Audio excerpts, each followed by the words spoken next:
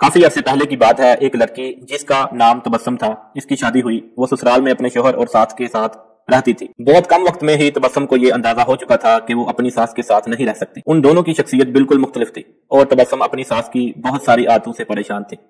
اس کی ساس ہر وقت تبسم پر طنز کرتی رہتی تھی جو اسے بہت ناگوار لگتا تھا۔ آہستہ آہستہ دن اور پھر ہفتے بیت گئے، لیکن تبسم اور اس کی ساس کی تکرار ختم نہ ہوئی۔ ان تمام نا اتفاقیوں نے گھر کا ماحول بہت خراب کر دیا تھا، جس کی وجہ سے تبسم کا شوہر بہت پریشان رہتا تھا۔ آخرکار تبسم نے یہ فیصلہ کیا کہ وہ اپنی ساس کا برا رویہ اور برداشت نہیں کرے گی اور وہ اب ضرور کچھ نہ کچھ کرے گی۔ تبسم اپنے پاپا کے ایک بہت اچھے دوست احمد انکل کے پاس گئی جو جڑی بوٹیاں بیچتے تھے۔ تبسم نے انہیں ساری کہانی بتائی اور ان سے کہا کہ وہ اس کو تھوڑا سا زہر دے دیں تاکہ ہمیشہ کے لیے یہ مسئلہ ختم ہو جائے۔ احمد انکل نے تھوڑی دیر کے لیے کچھ سوچا اور پھر کہا کہ تبسم، میں اس مسئلے کو حل کرنے میں تمہاری مدد کروں گا، لیکن تمہیں ویسا ہی کرنا ہوگا جیسا میں تمہیں کہوں گا۔ تبسم راضی ہو گئی۔ احمد انکل ایک کمرے میں گئے اور تھوڑی دیر بعد اپنے ہاتھ میں کچھ جڑی بوٹیاں لے کر لوٹے۔ انہوں نے تبسم کو کہا کہ تم اپنی ساس کو مارنے کے لیے فوری زہر استعمال نہیں کر سکتے، کیونکہ اس طرح سب تم پر شک کریں گے، اس لیے میں تمہیں یہ جڑی بوٹیاں دے رہا ہوں۔ یہ آہستہ آہستہ ان کے جسم میں زہر پھیلائیں گی۔ ہر روز تم کچھ اچھا پکانا اور پھر انہیں کھانا دیتے وقت اس میں یہ جڑی بوٹیاں ڈال دینا۔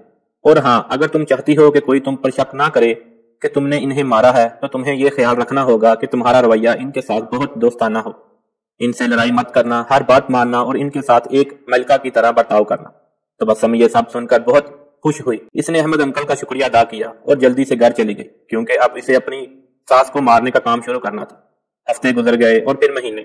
تبسم روز کچھ اچھا پکا کر اپنی ساس کو خاص طور پر پیش کرتی تھی۔ اسے یاد تھا کہ احمد انکل نے اس سے کیا کہا تھا کہ اسے اپنے غصے پر قابو رکھنا ہے، اپنی ساس کی خدمت کرنی ہے اور ان کے ساتھ اپنی ماں جیسا برتاؤ کرنا ہے۔ 6 مہینے گزر گئے۔ گھر کا نقشہ تقریباً بدل چکا تھا۔ تبسم نے کوشش کر کے اپنے غصے پر قابو کرنا سیکھ لیا تھا۔ اب اکثر وہ اپنی ساس کی باتوں پر ناراض اور غصہ نہ ہو۔ 6 ماہ میں ایک بار بھی اس کا اپنی ساس سے جھگڑا نہیں ہوا تھا اور اب اسے وہ بہت اچھی لگنے لگی تھی اور ان کے ساتھ رہنا بھی آسان لگنے لگا تھا۔ اس کی ساس کا رویہ بھی اس کے ساتھ بہت بدل گیا تھا اور وہ بھی تبسم کو اپنی بیٹیوں کی طرح پیار کرنے لگی تھی۔ وہ اپنے سب دوستوں کے درمیان تبسم کی تعریفیں کرتی تھیں۔ تبسم اور اس کی ساس دونوں اب ایک دوسرے کو ماں بیٹی کی طرح سمجھنے لگی تھی۔ تبسم کا شوہر بھی یہ سب دیکھ کر بہت خوش تھا۔